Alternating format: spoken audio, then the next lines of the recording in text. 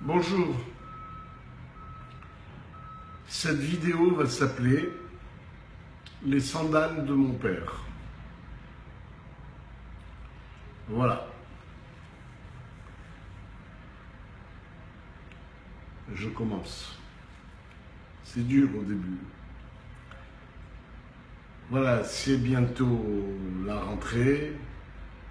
Je commence à ranger mes affaires d'été. Dans quelques jours, je vais rentrer à Paris pour la bar mitzvah de mon petit-fils Yonatan. Mahla, je suis très content. Alors je commence à ranger mes affaires. Alors aujourd'hui, j'ai pris les sandales que j'ai achetées il y a 4 mois, Rechov Herzl à Netanya, pour les cirer, les mettre dans un petit fourreau pour l'année prochaine. Alors voilà, je vais vous raconter. J'ai acheté donc cette paire de sandales. J'ai choisi le meilleur modèle, le plus solide et aussi le plus cher. J'ai voulu copier sur mon père, parce que lui aussi, il m'avait acheté, quand je devais avoir l'âge de 10 ans, une paire de sandales chez Métropole FF. Il avait choisi également le meilleur modèle, surtout le plus solide, pas le plus cher. Il a demandé au vendeur, donnez-moi quelque chose de solide. Le vendeur lui a apporté la paire de sandales. Il a tiré, le vendeur lui a dit, hé, non, tu vas. Il a demandé 2 tailles en plus. Comme ça, je pouvais les garder au moins pendant 2 ans. Un véritable investissement. Il voulait aussi me faire installer des fers aux extrémités. Alors moi je dis, papa, je veux pas, j'ai honte, c'est honteux, ça fait trop nigat, c'est horrible, on dirait Fred Astaire, l'acteur américain qui faisait les claquettes, c'était honteux. Bon bref, il a accepté de ne pas me mettre les morceaux de verre, il a vu qu'il a exagéré un peu.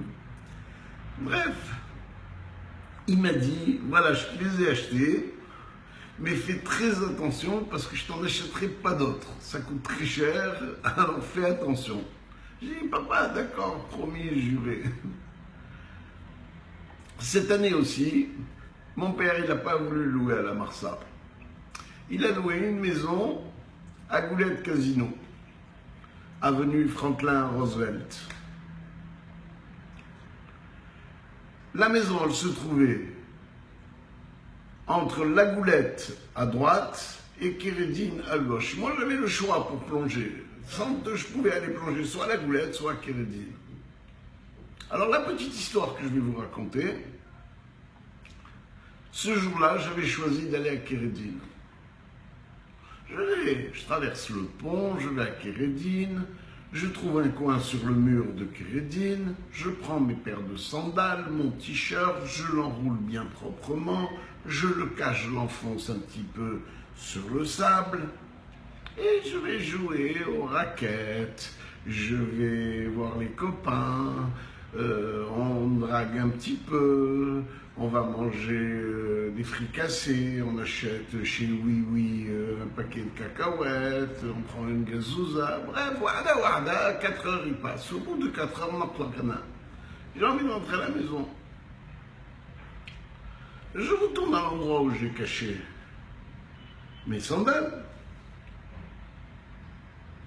Oh non, il n'y a rien. Alors je cherche. Il n'y a plus rien. C'est pas possible. Alors j'arrive pas à croire et à réaliser. Je recherche, je retourne 1000 fois. Finalement, je suis obligé de me rendre à l'évidence. On m'a volé mon t-shirt et mes sandales. Oh la baba. Je suis en panique. Bah, à un moment donné, il faut rentrer à la maison.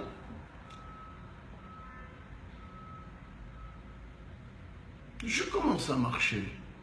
Et là, je m'aperçois, avec la chaleur, le goudron presque il a fondu.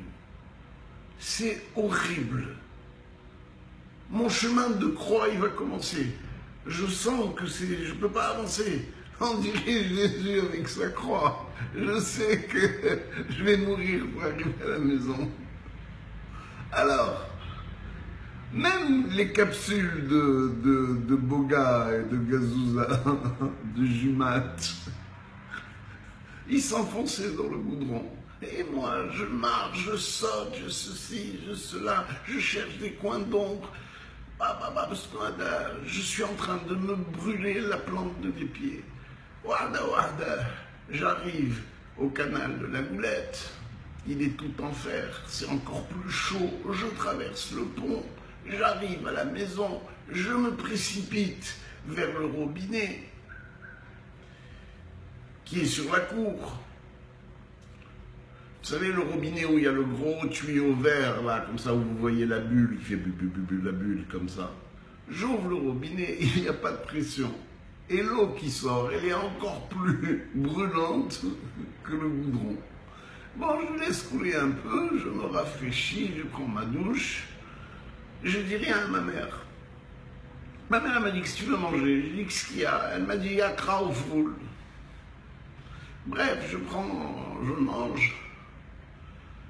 Je prends un bec le roc, je vais dans ma chambre, on marcote. J'ai pris une peine et une tréha, j'ai pris. Et quand je me réveille, je m'aperçois que je ne peux même pas sortir dehors. Je suis pieds nus, je n'avais qu'une paire. Ma mère, elle me voit tourner comme ça autour. Elle me dit, qu'est-ce que tu as? Je dis, maman, on m'a volé ma paire de sandales. Oualik, ton père, il va te prendre, il va te tuer. Et moi, déjà, j'ai une rassera, elle m'a rajouté une autre rassera. C'est quoi cette histoire? Bref. Mon père, il rentre. Il me crie dessus. Il me dit, voilà, je te préviens, tu vas rester comme ça tout l'été. Je t'achèterai pas une deuxième paire. Tu as compris, espèce d'idiot, espèce de dernier de la classe. Bonnet d'âne. Moi, je suis tout triste. Déjà, je me fais engueuler. Et ensuite, je peux même pas sortir voir les copains. Moi, j'ai rien fait. C'est un voleur, il m'a volé. Et pourtant, j'ai pris les précautions nécessaires. Alors, qu'est-ce que j'ai fait? J'ai dit, je vais prendre la bicyclette. Même la bicyclette, je ne pouvais pas le prendre parce que dans les pédales, il y a des antidérapants. Alors, quand tu mets le pied, tu te fais encore plus mal que truc. J'ai posé ma bicyclette. J'étais bloqué. Je ne pouvais plus sortir. J'étais triste.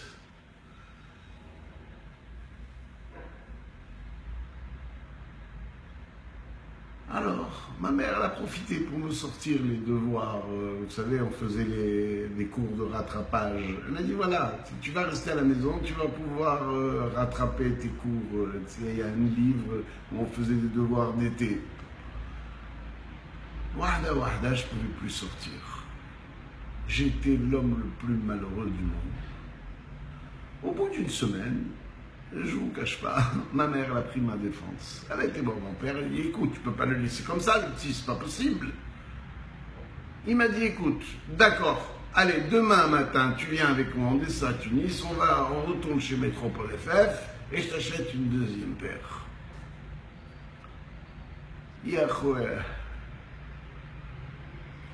Quand j'ai chaussé ma deuxième paire, j'étais tellement heureux.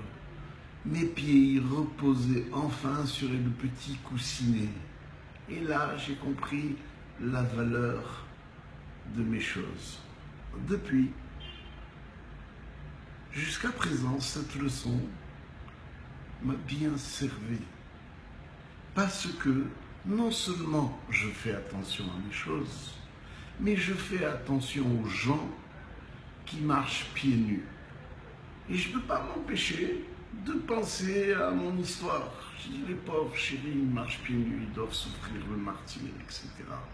Alors, je fais attention aux autres. Et c'est un trait de mon caractère que grâce à mon père, j'ai obtenu.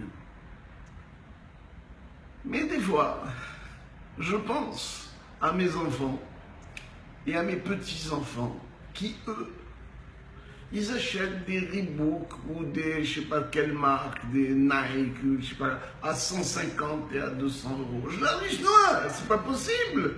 Nous, à Tunis, on avait une paire et vous, ils sont jetés comme ça, 150, 200 euros. Alors, je ne vous cache pas que moi, je suis un petit peu dépité. J'arrive pas à rentrer dans ce système. Moi, je préfère avant, la vérité, parce que les jeunes, ils n'ont pas de valeur des choses, tout leur est dû. Alors moi, j'ai tellement, des fois, j'ai pas envie de m'énerver.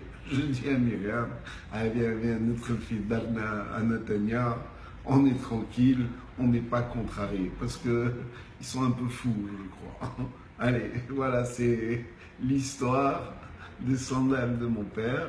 Je ne sais pas si elle va vous plaire, mais si elle vous plaît, toujours pareil, évitez les likes, commentaires. Même si vous me trouvez un peu lourd, écrivez, je suis lourd. Allez, je ne vous en voudrais pas. Bye bye.